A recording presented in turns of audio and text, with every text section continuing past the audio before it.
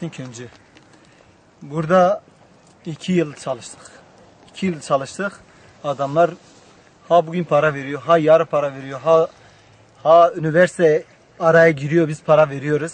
Bunların hiçbirisi ne araya girdiler. Siz şu anda ne hangi verdiler. firmaya, kime Biz çalışıyorsunuz? Yassılara çalışıyorduk. Bir de nedir ya? AKP'ye çalışıyorduk. Aynı firmada. İkisi de aynı firmadır.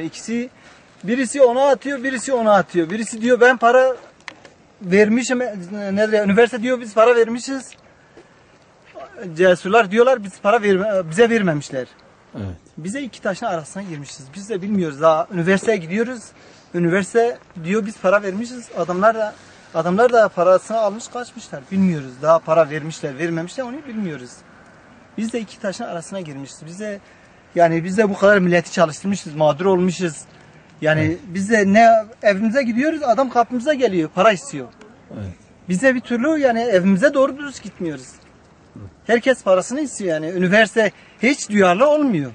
Üniversite mesela biz bu memleketin çocuğuyuz ama üniversite hiç duyarlı olmuyor. Bize yardımcı olmuyor.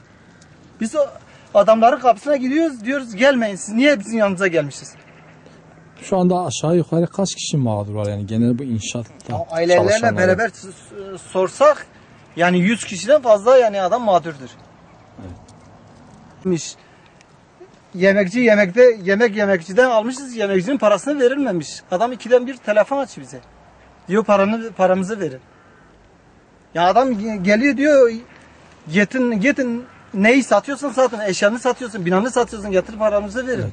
İş sahibi ne diyor en son görüştüğünüzde? İş sahibisi diyor para bize verilmemiş. Yani hak edişi diyor biz Diyor hak almamışız. edişi bize verilmemiş. Yalan mı konuşuyor, doğru mu konuşuyor onu bilmiyoruz. Yani paranın çeyreği de bir desen hani şey yapmadılar. 1 milyar 2 milyarda kandırmaktan başka şey yapmadılar. Biz de o parayla yani kime ne vereceğiz, ne yapacağız, ne edeceğiz onu bilmedik. Yani biz parayı almadık. Biz çünkü yani 15 kişiyi biz çalıştırdığımızda adam başına lazım 1 milyar param lazım. Çünkü adam ihtiyacını gidermesi gerekiyor.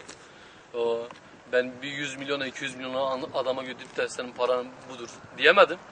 Parayı da almadım. Ya adam çek veriyor, çekleri adam kapatmış telefonu. 200 sefer uzatmış çekleri. Yani bana Çekte karşısız çıkıyor. Evet. karşısında 2 sefer 3 sefer uzatmış adam. Senet vermiş, Yani senet bırak o karşılıksız işi de verelim. Tamam vereceğiz işte hallederiz. Bugün yarın böyle uzatılıyor. öyle bir şirket ki bak şu an hacizi durumdadır. Senetleri, çekleri hepsi haciz durumdadır. Bir şirket hacizli oldu mu? Bir şirket üniversite çeki bak- senedi protesto edildi mi? Bu şirket nasıl iş yapıyor? Bu nasıl devlet ona Üniversite iş bu veriyor? adamlara halen güvenerek bak şu an Bingöl'de en büyük binayı da getirip onlara vermiş. 5000 metrekare bina. Yani bu adam nasıl bunu yapıyor ben onu anlamadım. Bu üniversite nasıl buna güvenerek bu işi veriyor? Ben işimi bitirmişsem paramı alamıyorsam ben illaki üniversite gideceğim ben. Kime gideceğim? Kimin işini yapmışımdır? Dersen hatası oluyor burada. Eğer bir üniversite eğitim veriyor ki neye eğitim veriyor? Yani neye eğitim veriyor ben onu anlamadım. Bir de adamlar defalarca bize yemin ettiler. Yani Namus şeref üzerine yemin ediyordu biz sizin paranızı vereceğiz. Bu Bunlar hafta ne? vereceğiz, bu hafta Bunlar vereceğiz. üniversite mühendisleri. Zamanı geliyordu, adamlar kayıp. Şimdi işleri bitti, Daire başkanlığı, telefon açıyoruz, hiç mühendislik. ulaşamıyoruz hiçbir yerde. Ne telefonlarla ulaşılıyor, diyorlar haftaya geliyoruz, haftaya gidiyoruz yok. Bu ay vereceğiz, ay geliyor yok. Yani hep kandırmaca. Bana senet yazacaktı. Ondan sonra hangi tarih yazacaksın dedim. Hangi tarih paramı veriyorsan o tarihe yaz. Tamam ben tarihe Siz karışmıyorum. buradan ne iş yapıyordunuz? Ben kemçe çalışıyorum. İş makinesi. İş makinesi. Evet. Ramazan ayında o Ramazan sıcağında ben gece Bana sahura senet kalkıyorum vermiş. burada. Öğlen saat 2'ye senet kadar vermiş. çalışıyorum. Sonra eve gidiyorum. Bana senet verilmiş ya. Bu bana senet verilmiş senet. 12. ayın 30'u günüdür. Bana senet Kendi verilmiş. yazdığı günü bile ödemedi. Kendi bak ben tarih Son ödeme tarihi 12. kendisi ayın tarih 30'u. attı. Bende de Bana var senet aynısı. Ne verilmiş. yapacağım? Ben maliye Senedi ben götürdüm, şimdi bunu yani götürüyorum. Ha icra verdim. 50 kişi senedi çeki icra vermiş. Bu senet 2 yıl sonra sıra gelir. Ne zaman sıra gelir Bende de Allah var, bilir aynısı yani. var.